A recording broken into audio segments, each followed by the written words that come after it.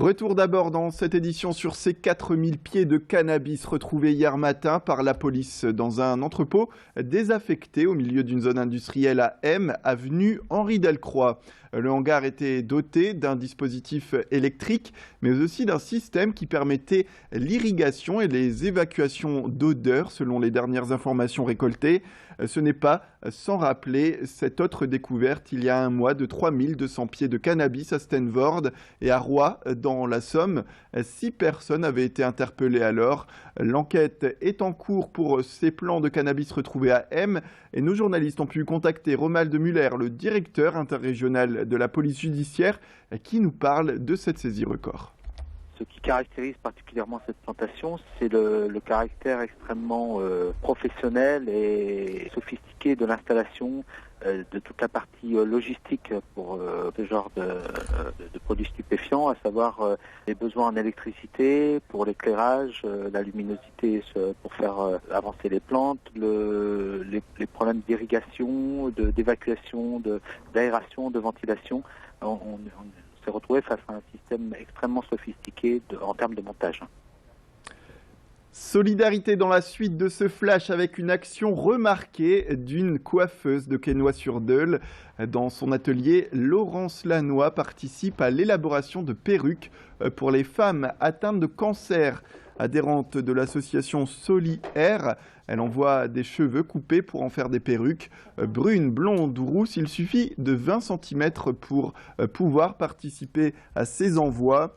Dans son salon de coiffure, elle reçoit aussi des clientes, vous le voyez sur ces images, qui perdent leurs cheveux à cause de la chimiothérapie.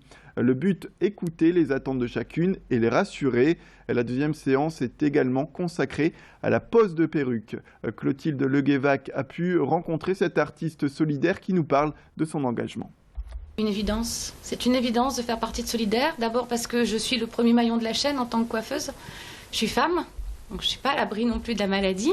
Et puis le fait d'être confrontée régulièrement aux problèmes, ça touche tout le monde. Ce n'est pas que les personnes d'un certain âge. Il faut savoir qu'il y a des femmes de 25 ans qui ont le cancer, qui se font l'ablation du sein.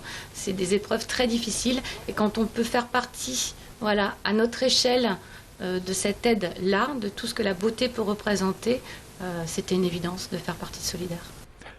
Direction l'usine à Roubaix après la fin des soldes, c'était mardi dernier. Alors que la plupart des commerçants lillois estiment avoir connu des baisses de fréquentation et de chiffre d'affaires par rapport aux années précédentes, l'usine de Roubaix, elle, estime que ces soldes ont été positives. En France, 80,6% des Français auraient participé aux soldes cette année. Ces soldes divers selon les études qui ont été publiées, mais les dépenses sont en baisse. Une des raisons, la concurrence directe du e-commerce.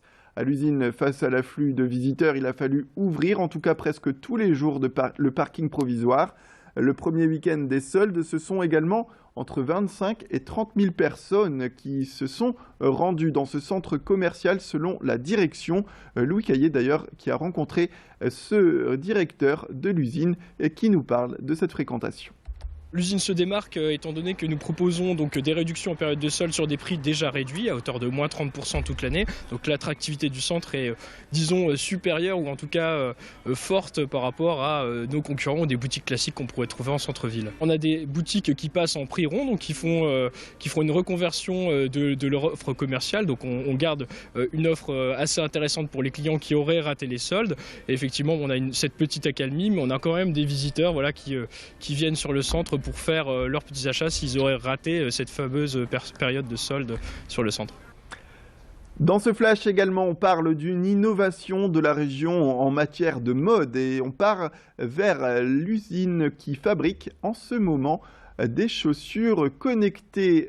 Vous le voyez, elle s'appelle la Choose, la chaussure connectée réalisée par Fosseis. C'est une entreprise de Lille et c'est un article qui pourrait devenir indispensable. Vous le voyez sur ces images puisque les chaussures peuvent changer de couleur en fonction des humeurs et des envies de chacun pour également être au plus près en accord avec les vêtements qu'on porte chaque jour grâce à son smartphone et une application Bluetooth. La chaussure alors change de couleur à volonté. Un concept unique en France, un concept qui a été expliqué par ceux qui sont en train de développer cette chaussure au micro de Louis Caillé. C'est une chaussure qui semble classique, comme ça, puisque c'est une chaussure faite de textile, de plastique, de cuir. Et cette partie, elle est particulière parce qu'elle est réalisée avec de la fibre optique, en fait. Et cette particularité de la fibre optique, c'est qu'elle va pouvoir conduire la lumière. Toute l'intelligence, elle est là, c'est qu'on a mis de la lumière et de l'électronique dans la semelle de la chaussure. Et cette lumière, on la conduit dans la fibre optique et c'est ça qui vient rayonner et donner cet appât de couleur qui donne une personnalisation à la chaussure. Il existe différentes techniques dans les textiles pour les faire changer de couleur. Il y a des textiles qui sont mat, qui rendent très bien, mais on arrive à passer d'une couleur à une autre. Avec la lumière et la fibre optique, on arrive à attaquer toute la palette de couleurs et donc vraiment des milliers et des milliers de couleurs dans une palette quasi infinie en fait, quoi. C'est la fin de cette édition. Merci à toutes et à tous de nous avoir suivis. L'information continue sur Grand Lille TV. Restez avec nous. Tout de suite, la météo et l'infotrafic.